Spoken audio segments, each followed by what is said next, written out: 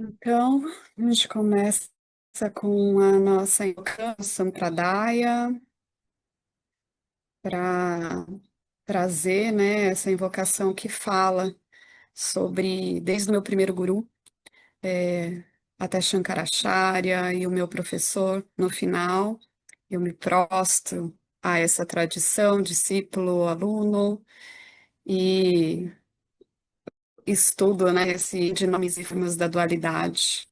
É, aquilo que autoconhecimento, ou seja, o conhecimento sobre aquilo que somos, né? Então, o conteúdo dos textos do Vedanta e sobre essa felicidade ilimitada que somos e a luz não nascida. E a gente termina isso com o Satguru, que é eu honro, né? O ser como meu guru e eu vejo o ser como a mim mesmo. Então a gente vai fazer o canto invocacional. Om Sadashiva Samarambam Shankaracharya Madhyamam Asmadhyacharya Paryantam Vande Guru Paramparam Ishvaro Guratemeti Murtibeda Vibhagne Vyomahai Vyapadehaya Dakshinaya Namaha Gocharan Tamagocharam Govindam Paramanandam Satguru Pranator Maham Om Shanti Shanti Shanti. Bem-vindos, bem-vindas ao estudo do Gita. Deixa eu só ver aqui se está gravando. Acho que sim. Olha, Maria.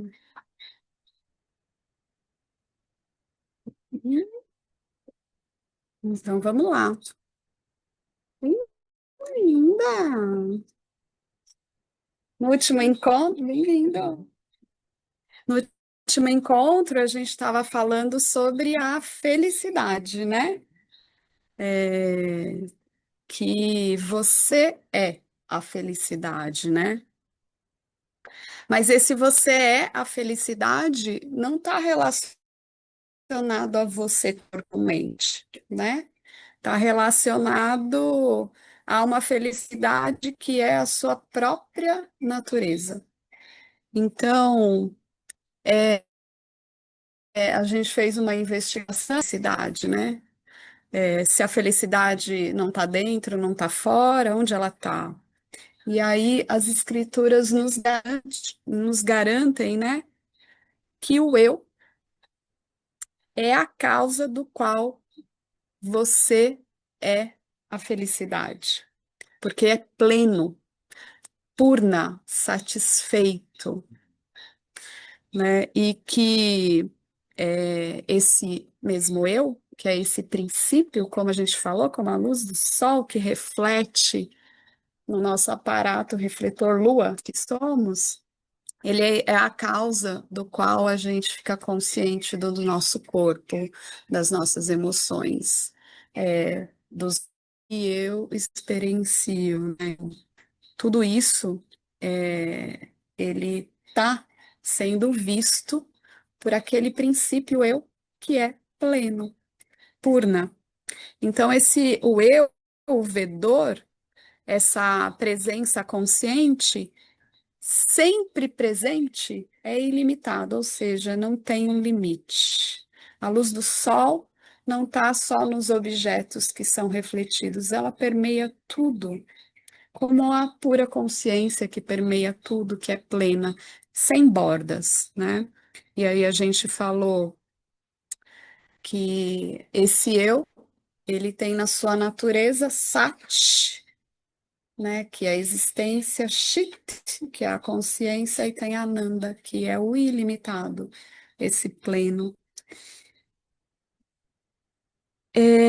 E aí a gente viu que parece, né, que você só se torna feliz quando você entra em contato com certas coisas ou certas pessoas, ou certas situações, ou certos objetos. E aí a gente fez uma investigação que isso se dá porque naquele momento que aquele meu desejo de estar com aquilo comigo, né? Aquela coisa, aquela situação, eu solto esse desejo, essa pressão, solta da sua mente. E uma mente que parecia agitada, porque estava em busca de eu quero isso, eu quero essa pessoa perto de mim, eu quero esse objeto, eu quero essa situação, ela como se soltasse a pressão que ela adquiriu ao desejar aquele objeto, e quando ela solta essa pressão, a mente fica tranquila, para de estar agitada. E aí a gente falou disso no encontro passado, que a gente pode olhar que isso acontece o tempo todo. Acontece todas as noites, quando eu solto todos os desejos, estou em sono profundo. Acontece quando você está desejando muito um bolo de chocolate e come ele e fala, uau, tô com muita sede, bebe uma água e fala, o desejo, por alguns segundos, ele se satisfaz. E até mesmo quando a gente, por exemplo, decide entrar em meditação e ficar sem pensamentos, né, com os pensamentos mais calmos ou sem pensamento, observando o silêncio, eu me sinto satisfeito. A mente não está cheia de desejo, né? E aí, quando a mente se resolve, que ela fica livre dessa pressão, dessa agitação, ela pode desfrutar, a mente pode desfrutar da nossa real natureza, da real natureza que somos. A mente agitada, ela não desfruta da paz. A mente sem desejo, ela desfruta da paz. Então, a felicidade que você descobre nessa mente satisfeita, ela não está em qualquer objeto, mas ela está quando os desejos cessam, né? E então, a felicidade só se manifesta numa mente satisfeita, uma mente que não está desejosa. Ela pode ter preferências, mas o que que significa o desejo? Desejo é como uma palavra na qual eu só serei feliz quando beber a água. É como se fosse vinculado o objeto à sua felicidade. E aí é a roda do samsara, que é um sempre, eu preciso de algo para me sentir feliz, eu preciso de algo para me completar. Por quê? Porque tem uma atitude, um senso de que sempre está faltando alguma coisa.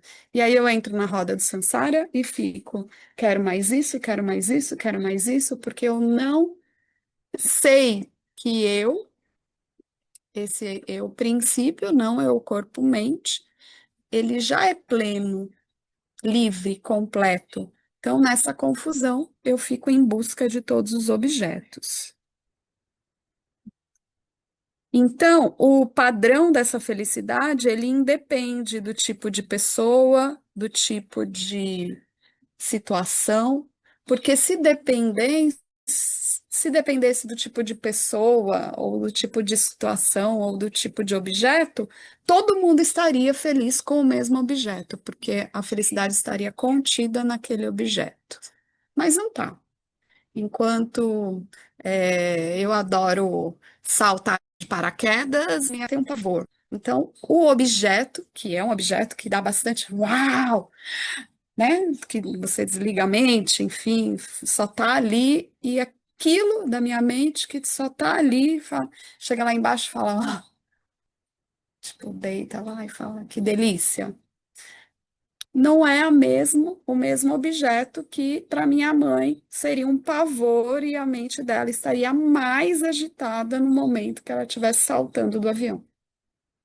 Então, a felicidade não está no objeto, mas está naquilo que você põe o valor do objeto como um valor que aquilo vai te trazer felicidade, que aquilo vai te fazer completo, que aquela pessoa, o dia que você casar com ela, você vai ser feliz, ou aquela casa, o dia que você comprar, nossa, aí eu posso descansar, posso me aposentar, né? E a gente percebe que o ser humano tem um.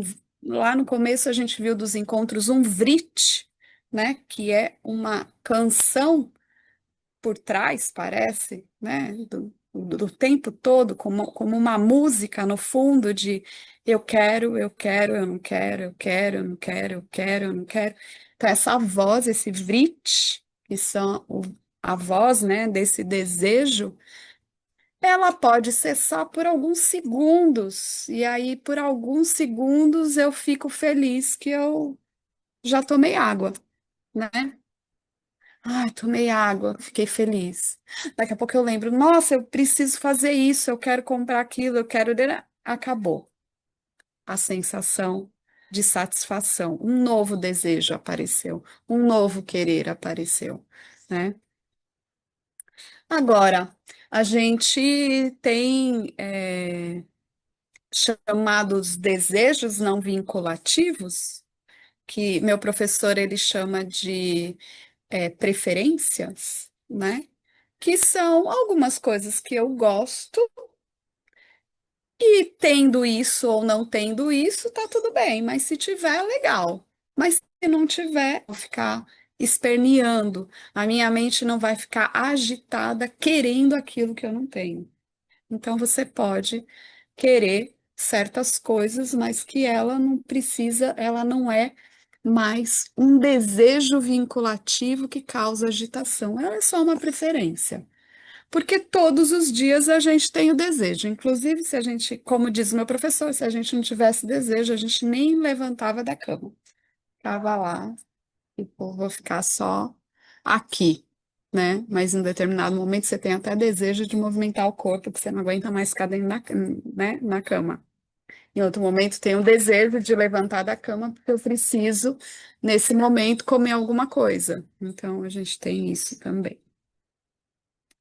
E aí, é, é falado isso, né? Que todos os dias a gente tem, inclusive, essa propaganda dessa suspensão desses desejos quando a gente está em sono profundo.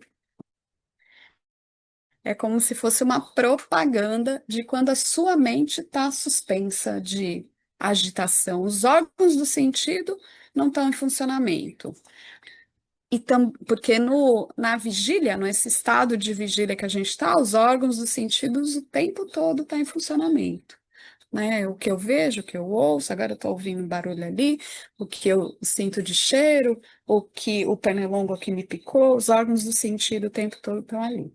No sonho, os órgãos do sentido não estão presentes, mas a mente está com todas as impressões, não só do dia, mas até memórias passadas, e a mente ainda em sonho, a mente ainda está em funcionamento.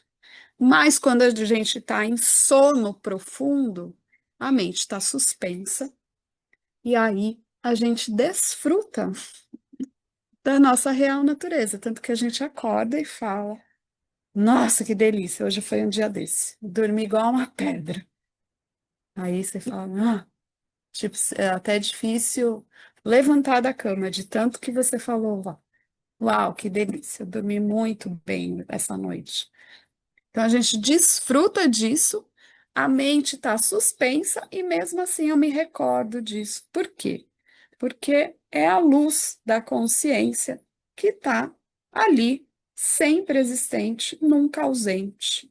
Mesmo no silêncio ou mesmo no sono profundo, a luz da consciência percebe todas as experiências, mesmo a mente suspensa ou não. E ali a gente tem essa propaganda, né,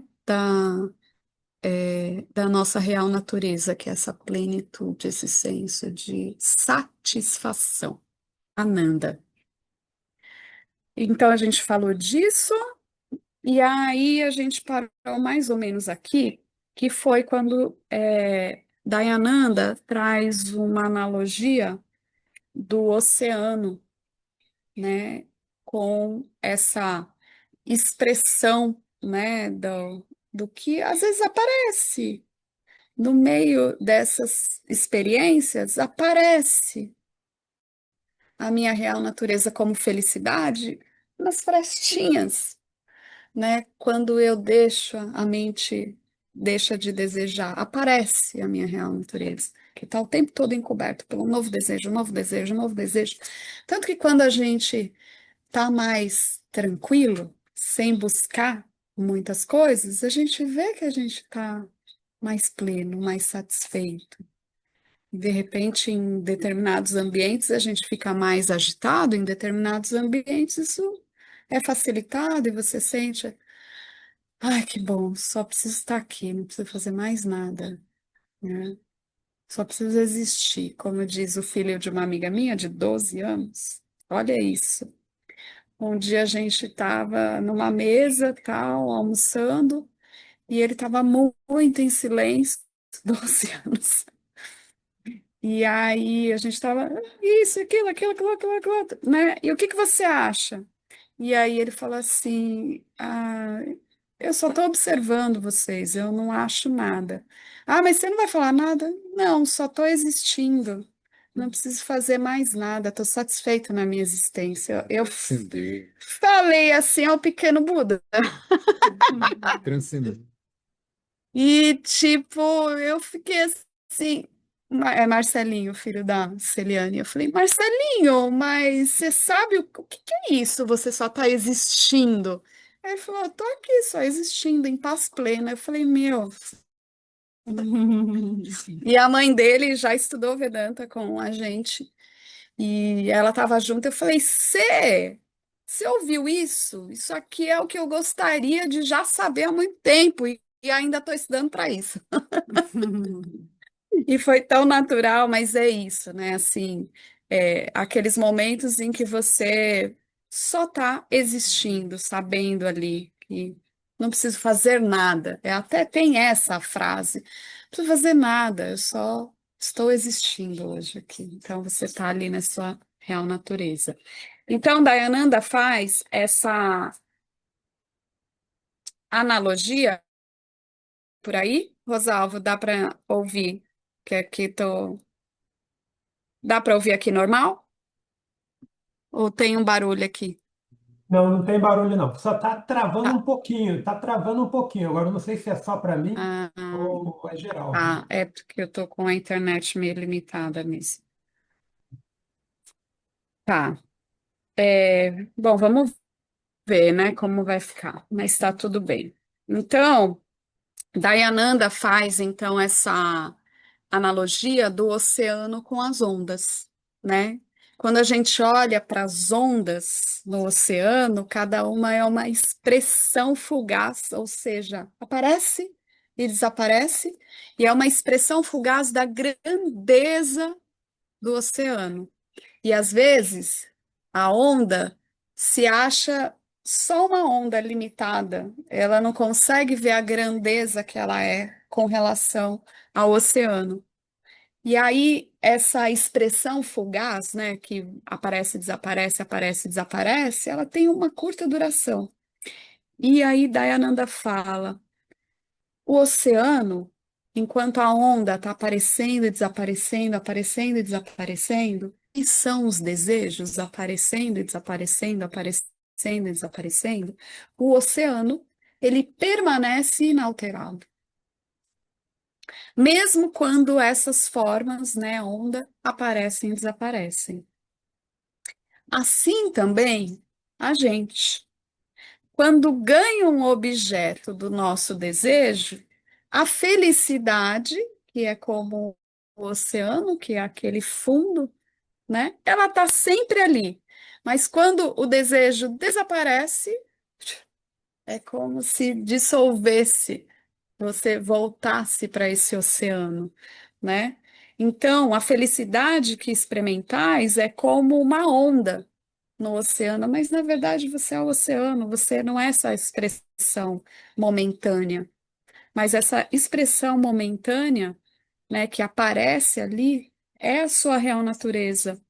Este é você. Você é isso, o pleno, né?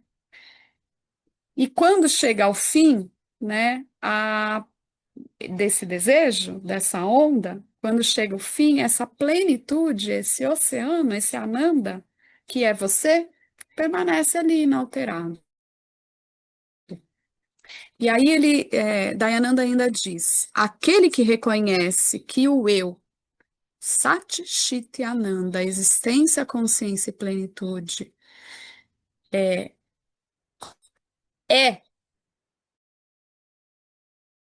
este é o sábio, né? Essa pessoa, ela está bem enraizada na sabedoria.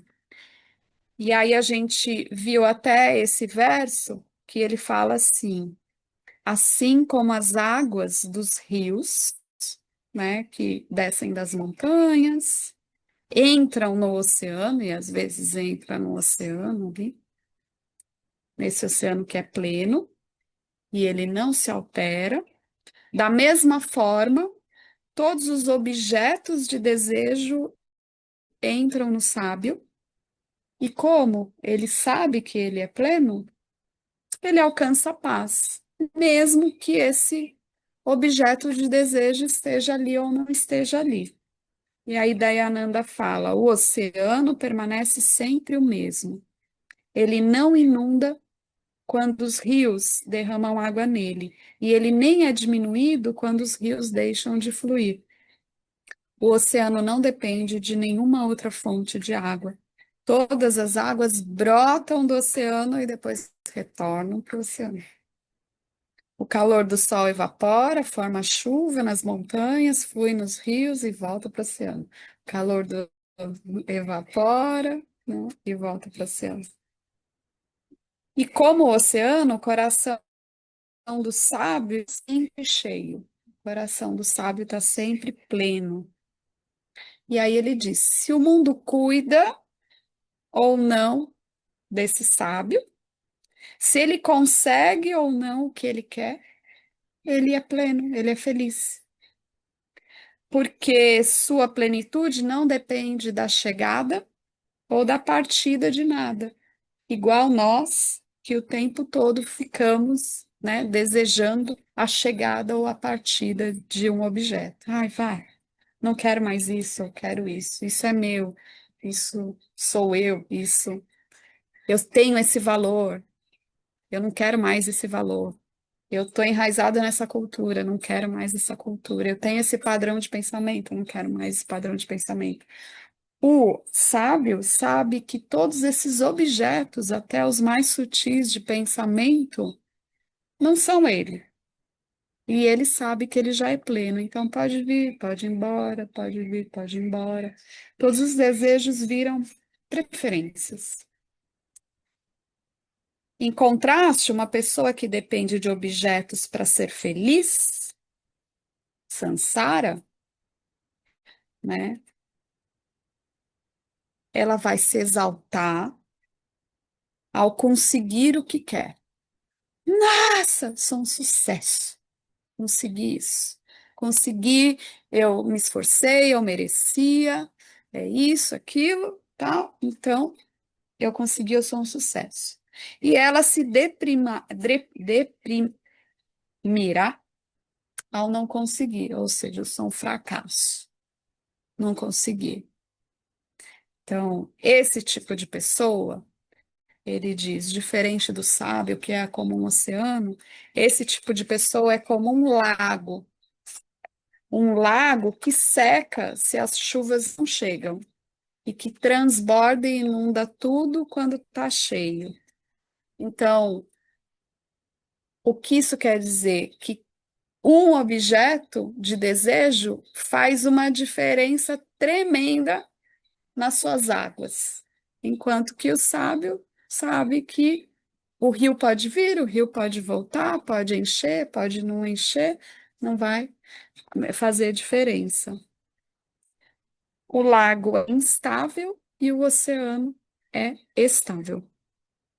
E aí a gente vê o próximo verso, que é o verso que a gente entra hoje.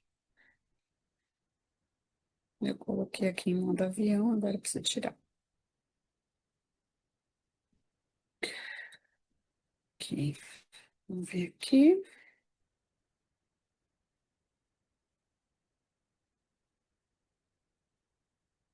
विहाय कामान् सर्वान् पुमांश्चरति निःस्पृहः निर्ममो निरहङ्कारः स शान्तिमधिगच्छति.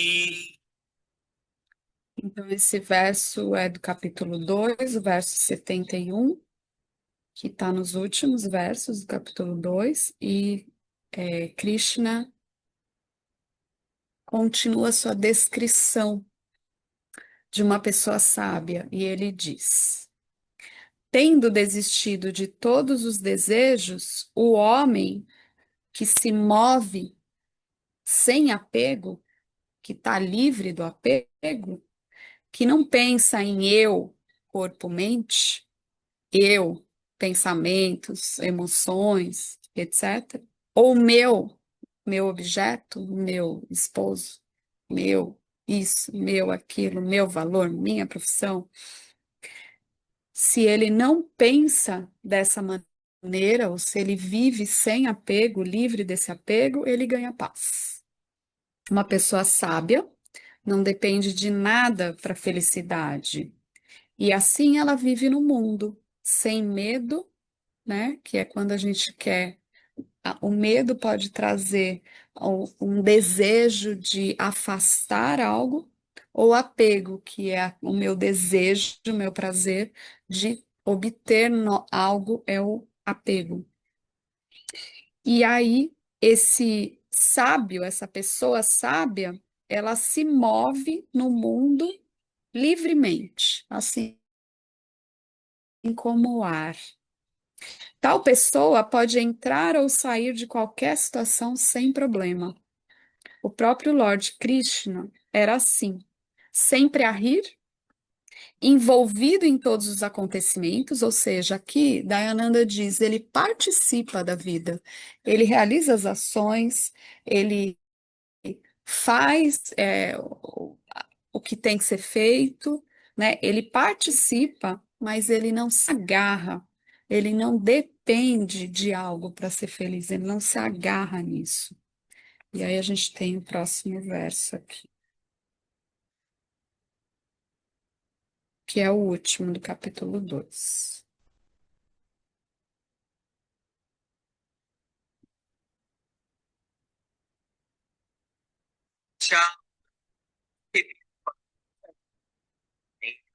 प्राप्य विमुह्यति स्थित्वा स्यामन्तकालेऽपि ब्रह्मनिर्वाणमृच्छति इति श्रीमद्भगवद्गीतासु उपनिषत्सु ब्रह्मविद्यायां योगशास्त्रे श्रीकृष्णार्जुनसंवादे साङ्ख्ययोगो नाम द्वितीयोऽध्यायः.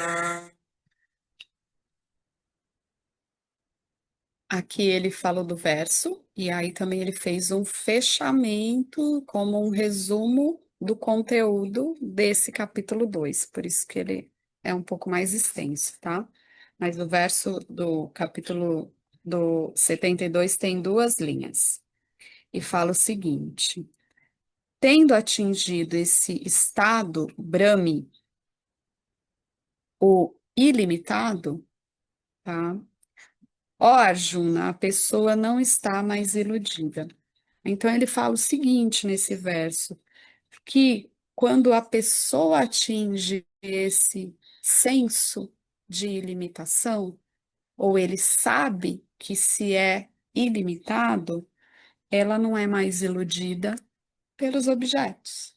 Ela já se sente plena, completa, não fica o tempo todo buscando, ah, não. Só quando eu tiver aquilo lá, só quando eu tiver aquela pessoa, só quando eu fizer esse estudo, só quando eu alcançar aquele conhecimento, só quando eu alcançar o estilo de vida que eu quero, só quando eu alcançar a apreciação que eu desejo. Então, ele não está mais, ele já se sente limitado e tendo sido estabelecido nesse estado, ainda que apenas no fim da vida, a pessoa encontra a unidade com Brahman, o ilimitado. A unidade aqui tem a ver com se reconhecer como esse ilimitado, já que só tem um, não são dois, não somos partes do ilimitado, só há o ilimitado, né? Se reconhecer como Brahman e alcança a libertação. Libertação do quê? Do senso de limitação, de que eu era limitado. Essa é a libertação. A libertação é a libertação do meu senso de estar limitado pelo meu corpo e pela minha mente, pelos meus pensamentos, pelo aquilo que eu coloquei por cima do eu sou, que eu coloco no eu sou mais uma palavrinha, mais outra, mais outra, mais outra. Não, tudo que eu coloquei em cima do eu sou, tá? Então, o espaço em um pequeno vaso, aqui ele fala, vai fazer uma outra analogia. Ele vai fazer essa analogia. Em algum momento a gente já falou sobre isso. O espaço em um pequeno vaso é o mesmo que um espaço em um grande vaso. Então, aqui eu tenho um copo d'água, né? O espaço ele está dizendo essa analogia, que o espaço nesse pequeno copo, mesmo que o espaço em um filtro de água, que cabe 15 litros. Ele está falando isso. O espaço em um pequeno vaso é o mesmo que o espaço num grande vaso. Ambos são espaços ilimitados.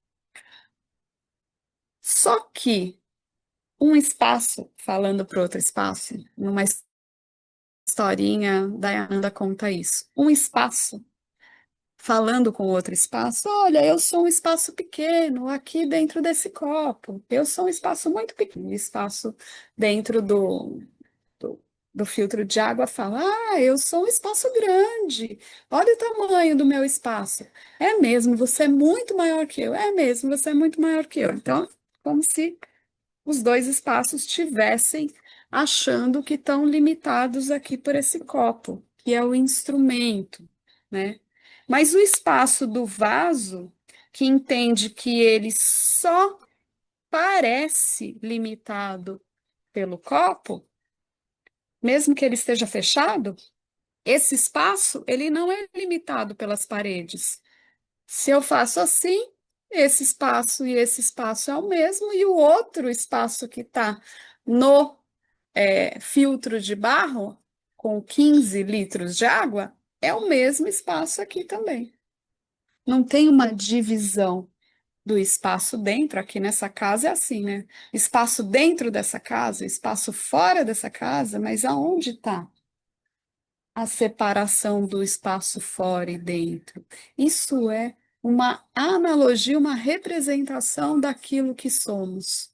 O sábio, ele entende que o vaso não limita o ilimitado, que é aquilo que é a sua real natureza, né? O espaço do vaso que entende que ele só parece limitado pelas paredes, esse vaso que sabe que dentro do espaço que ele está dentro e que ele está fora, ele sabe que ele é idêntico ao espaço ilimitado, ou seja, ele alcançou a unidade com Brahman, sabendo que ele é um único espaço, mesmo estando dentro de um copo ou dentro de um filtro de água, aparentemente, porque em cada o espaço permeia, inclusive, né? A gente vai ver nas células assim, o espaço permeia inclusive todas as moléculas, não tem um lugar onde o espaço não esteja. Quando o copo quebra, o espaço está lá, só o copo quebrou. O espaço do vaso que entende que ele só aparentemente é limitado pelas paredes do vaso, porque até mesmo o espaço está dentro, o vaso está dentro do espaço, ele percebe que ele é idêntico ao espaço ilimitado, e não mais ele se sentirá limitado. Esse conhecimento que ele compreende que ele é o ilimitado, que está em qualquer lugar, né? Que é como o espaço, é chamado aqui de um estado de Brahmi, um estado que é Brahman, ilimitado. Não é um estado de experiência, é somente a visão produzida pelo conhecimento de que a pessoa está livre de toda limitação, ela sabe que ela é ilimitada. Mesmo sendo uma onda, ela sabe que ela é o oceano e ela sabe que ela é água. Uma vez adquirido o conhecimento, você não pode perder esse conhecimento, porque a ignorância que foi removida não pode retornar. Então, Krishna está fechando aqui esse capítulo falando que uma pessoa, quando ganhou esse conhecimento do eu sou ilimitado, nunca mais ela será iludida, nunca mais ela vai buscar a sua ilimitação nos objetos limitados. Não pode haver sentimento de inferioridade para quem se reconhece a si mesmo como plenitude, pois nada pode ser comparado à plenitude. Mesmo, e aí quem se conhece a si mesmo como única consciência, está ciente da sua onisciência. E o indivíduo está consciente do seu conhecimento limitado. E na consciência não há distinção. Essa é uma visão de Shankya, que equivale aos Upanishads. Então, o que que ele está fechando e falando aqui?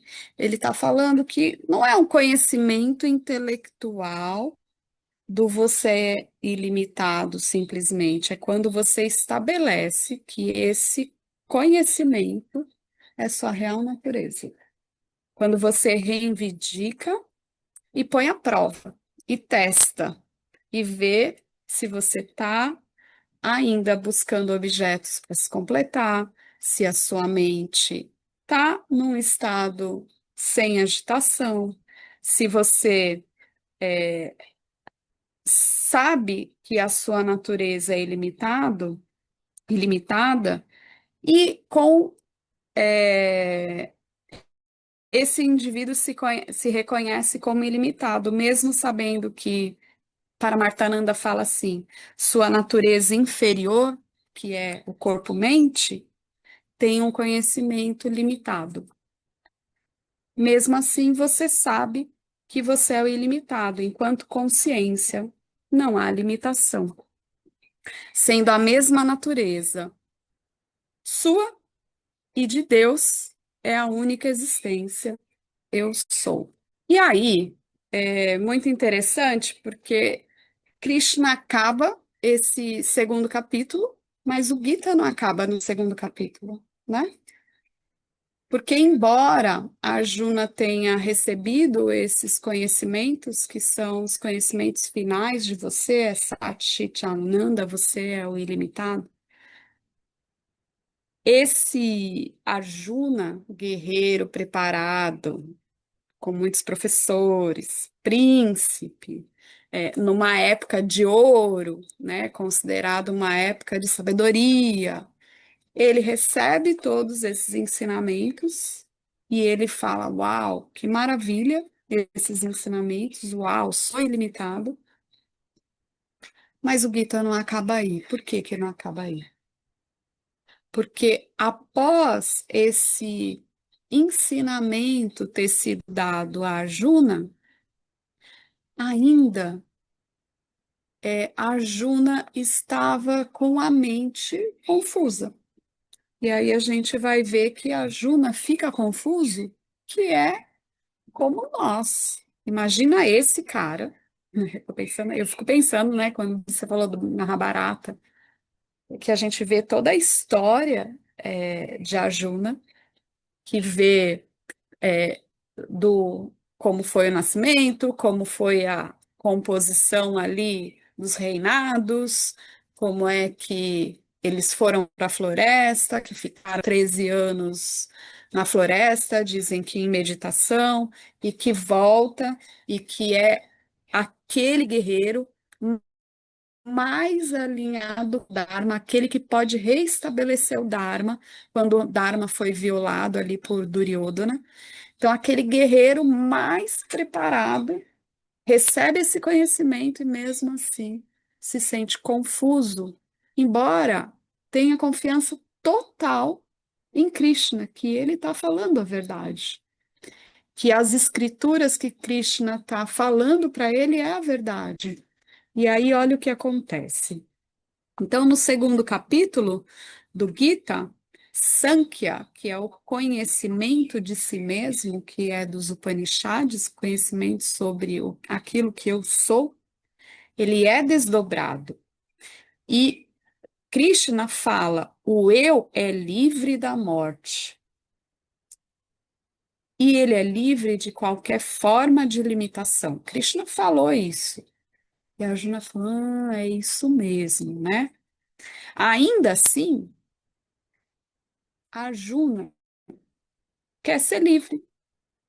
Mesmo Krishna dizendo, você já é livre, você já é ilimitado. Ainda assim, ele quer ser livre. Livre do quê? Do sofrimento. Livre do quê? Do seu senso de sou limitado pelo meu corpo e pela minha mente, pelos meus desejos, pelos meus medos. Não quero matar os meus parentes.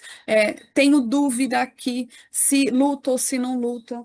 Me dá aqui a ação correta que eu tenho que fazer. Um guerreiro brilhante.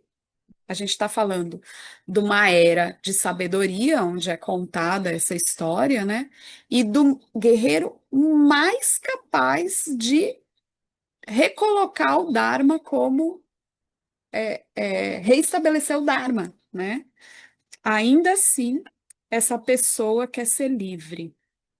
E através do conhecimento, percebemos que o que é procurado é a própria natureza do buscador. E que a felicidade, que foi tudo que Krishna disse, não é algo a ser ganhado, pois ela já está contida em você. Assim, entendendo a si mesmo como felicidade, então desiste. Arjuna, desiste do desejo de se tornar feliz. E aí, Lord Krishna conclui o capítulo e fala: você já é um com Brahman, você já é ilimitado. Lord Krishna conclui esse capítulo dizendo que a pessoa de quem todos os desejos se foram está livre do apego e ganha tranquilidade. Então, ok. O que acontece? Começa a confusão de Arjuna novamente. Então, o Gita não acaba quando Krishna fala para ele: você é ilimitado. Vai começar o terceiro capítulo. E ele só vai compreender a sua ilimitação no 18º capítulo. E por quê? Porque ele não era uma pessoa preparada? A gente vai ver que, embora Arjuna fosse o maior guerreiro daquela época, os desafios são enormes e é uma batalha interna. Então, o Bhagavad Gita é uma batalha interna dos meus parentes mais próximos, dos meus pensamentos, dos meus apegos, dos meus desejos mais próximos. E enquanto essa batalha interna dos seus próprios parentes, da sua própria visão de mundo, das conclusões que você tirou, enquanto ela não for retirada e substituída pela sabedoria, ainda vai haver confusão. Então, a confusão de Arjuna, esse é o tópico. E aí fala, e aí é o tópico que é chamado o conteúdo do, do livro, né, que o Dayananda escreveu os comentários, que chama Karma Yoga. Então, ele vai começar, ele falou de yoga, yoga não, Gnana Yoga, que é do conhecimento até o segundo capítulo, e agora ele vai entrar em Karma Yoga, que é da ação, né? Então, a confusão de Arjuna. Há um mundo, olha que frase, há um mundo de diferença entre o que o Senhor Krishna quer dizer com essas palavras, de você é o ilimitado, e de você é, é pleno, Sat Chit Ananda, e a compreensão sobre elas de Arjuna. Então, há uma diferença gritante ainda do que Krishna comunicou e do que Arjuna entendeu, do que Arjuna compreendeu. O sábio, e aí é dito assim, o sábio sabe que é felicidade. E assim abandona a noção de ser feliz, porque ele sabe que é felicidade. E aí diz: sua felicidade não depende da presença ou ausência de coisas. Isso foi o que Krishna disse, que o sábio sabe que é felicidade. Aí o que que a Arjuna entende? A Arjuna entende que isso significa que é preciso desistir dos desejos para ser feliz. E aí ele está assim, então, para dizer para Krishna: Ah, Senhor, eu quero ser feliz. Então agora eu já vejo que os objetos no mundo não têm o que eu procuro. E como você está dizendo, a felicidade sou eu mesma, então eu devo virar as costas para o mundo e buscar a felicidade dentro de mim. Então, eu não deveria deixar o mundo para aqueles que se interessam por ele irem a algum lugar, voltar a meditar, voltar para a floresta, né, e descobrir que a felicidade sou eu? A Juna sente que afastar-se do mundo é o caminho para ganhar felicidade. No entanto, Lord Krishna lhe diz que ele deve agir. A confusão daí de Krishna, de Arjuna, é completa, porque ele não entendeu nada. Como assim? Né? Eu vou me afastar do mundo, porque assim eu ganho felicidade. E Krishna falou: não, você deve agir. Por que que Krishna fala isso? Aí a gente vai ver aqui no verso 2, capítulo 37 ainda. Ele vai retomar um conhecimento que ele já deu.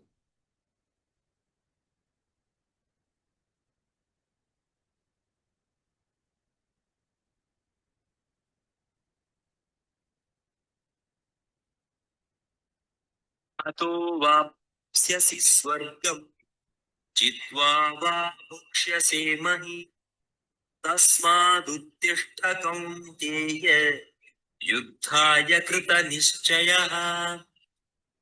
Então, é trazido novamente um verso que Krishna já tinha falado, e ele tinha falado assim, ó, lá quando ele falou para Arjuna lutar. E agora Arjuna chegou à conclusão que ele não precisa lutar. Ele falou assim: olha, Arjuna, se você for morto, você pode ganhar o céu. Se você ganhar, você vai desfrutar da terra. Portanto, levanta e luta. Então, a Arjuna se pergunta, mas não estou entendendo. É, eu não tenho ganho em nenhuma das formas. O que que eu faço? Ele falou, levanta e luta. A Arjuna se pergunta daí nesse terceiro capítulo, então, né? Olha, então eu posso ir para a floresta, é isso que você está me dizendo? Eu posso voltar lá a meditar? E Krishna fala, não é isso que eu estou dizendo. Estou dizendo que agora você pode lutar. E aí a Juna se pergunta, então qual que é a melhor escolha, lutar ou desistir? Ele ainda está confuso. É uma confusão para ele. E aí o primeiro verso do capítulo 3, que é o capítulo de Karma Yoga, ele começa com uma fala de Krishna ainda. अथ कर्मयोगो नाम तृतीयोऽध्यायः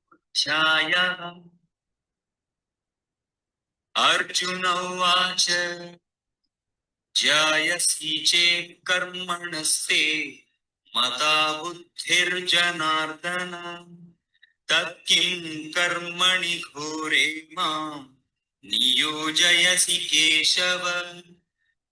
Então a Arjuna se pergunta qual a melhor escolha, lutar ou desistir da batalha? E aí ele faz uma pergunta para Krishna. Ele fala, Krishna, se sua conclusão é que o conhecimento, ele é superior, porque é ele que vai me libertar, ele é superior à ação, eu não estou entendendo ainda porque você está falando para eu lutar, levantar e lutar. Por que que você está me direcionando a fazer esse ato tão horrível? Ele considera esse ato horrível, né? Então, por essas palavras, Arjuna parece dizer: Ó Senhor, parece que quem está confuso é você, porque você acabou de me dizer que o conhecimento é o que vai me libertar. Você elogiou muito o conhecimento.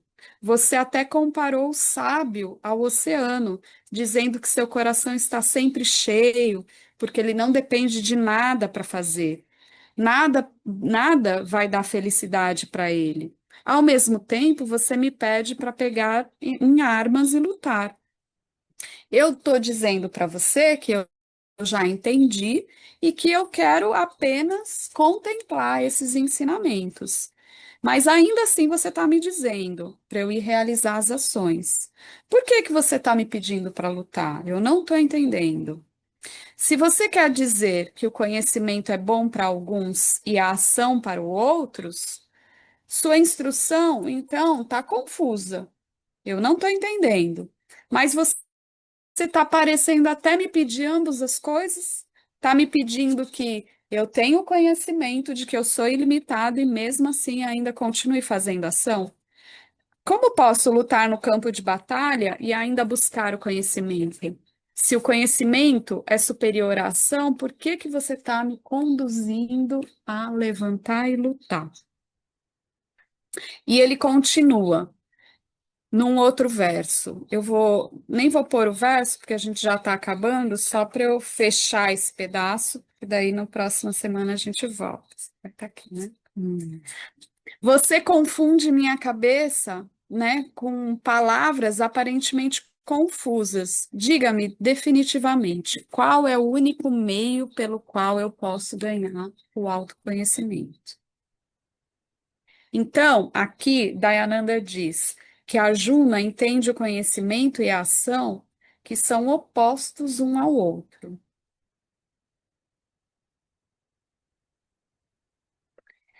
E a Arjuna ainda entende que eles não podem ser buscados simultaneamente pela mesma pessoa. Então, o que Krishna está falando e o que a Arjuna está compreendendo ainda está confuso, tá? Portanto, ele pede ao Senhor Krishna que lhe diga a única coisa que ele deve buscar para alcançar o autoconhecimento. E aqui, então, tem essa riqueza do Gita, que é esse conhecimento completo. O Gita, ele é um conhecimento completo que ele traz o autoconhecimento no segundo capítulo. Ele vai ser permeado por esse autoconhecimento no decorrer dos outros capítulos, mas por ele ser um conhecimento completo, ele também traz o que você precisa fazer para purificar esse instrumento mente para poder assimilar esse conhecimento. Ele não diz só, ele fala: olha, peraí, vamos lá. Mesmo que a Juna esteja pedindo ao Senhor que lhe diga qual deve ser a busca dele, conhecimento ou ação, ele pensa que, por causa da conversa anterior, que somente a ação pode causar escravidão, não liberdade. E ele raciocinou assim: qualquer ação que eu executar é apenas para um resultado, e porque eu espero um resultado, eu vou ficar preso pela ação. Então, a própria expectativa me fará julgar o resultado e a mim mesmo, como um fracassado ou como um sucesso. Essa sensação inevitável de sucesso ou fracasso só pode criar em mim agitação mental. Então, eu nunca vou encontrar paz enquanto eu estiver engajado na ação. No entanto, se eu não realizar, então ele fala assim, então eu não vou realizar nada. É a conclusão de Arjuna ainda, tá? No entanto, se eu não realizar a ação, não haverá nenhuma expectativa de resultados, nenhum julgamento de mim, nem como um fracasso, nem como um sucesso, nenhuma euforia, nenhuma depressão. Então, para que eu vou agir e causar essa cadeia de reação? Eu prefiro então desistir da ação, me retirar para um lugar tranquilo e contemplar. O Senhor, já me ensinastes que eu sou Satchitananda. Eu já sou existência, né? Consciência e plenitude. E para aceitar esse ensinamento, eu preciso viver essa vida de contemplação livre de desejos. Eu só vou adiantar aqui um pouquinho, só para a gente depois engajar nessa.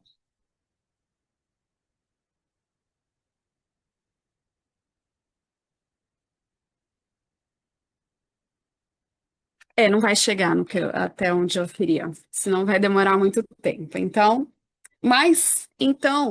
só para fechar,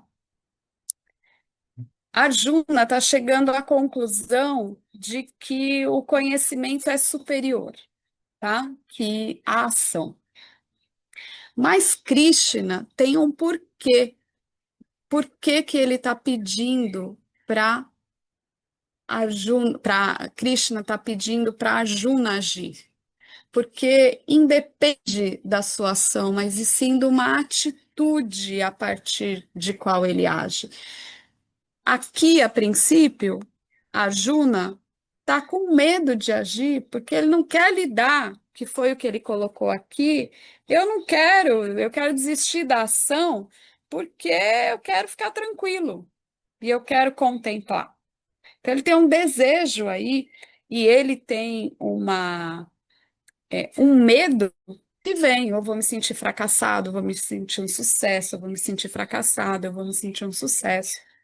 E a Juna só está, né, entendendo por esse prisma. E Krishna vai mostrar para ele que ele precisa estar atuando e agindo de um lugar de um próprio desapego desse medo, uma atitude de Karma Yoga.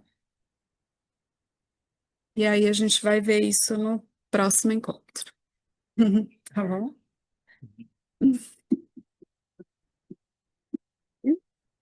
Eu vou fechar e depois eu abro aqui para perguntas. Om Purnamada Purnamidam Purna Purna Mudachyate Purnasya Purnamadaya Purnameva Vashishate. Om Shanti Shanti Shanti. Saudações. Eu quero aqui deixar um pequeno testemunho. Através do estudo do Vedanta, com os ensinamentos sendo esclarecidos especificamente pelo professor Arlindo Nagar, foram canceladas em mim algumas noções que eram relacionadas com a ideia que eu tinha a respeito de alcançar algo que representasse uma grande realização espiritual. Então o Vedanta fez com que, pela compreensão, a minha mente ela abandonasse o papel de buscador espiritual.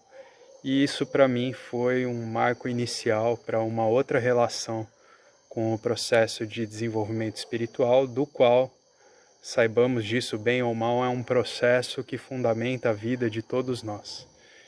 E eu digo isso para estimular todos aqueles que chegam no Vedanta Brasil e entendem que podem se beneficiar da profunda imersão direcionada para o autoconhecimento que é promovida nesse grupo de estudos, que é um grupo que existe graças ao trabalho altruísta do professor Arlindo Nagar, suportado também pelo trabalho voluntário de pessoas que contribuem para a manutenção do grupo de diversas maneiras.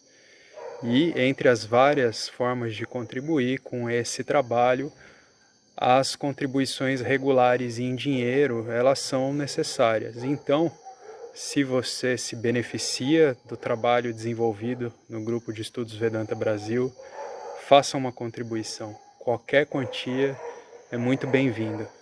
As informações para transferências em dinheiro ficam disponíveis na seção Avisos do nosso grupo no Facebook e serão colocadas na descrição desse vídeo aqui também.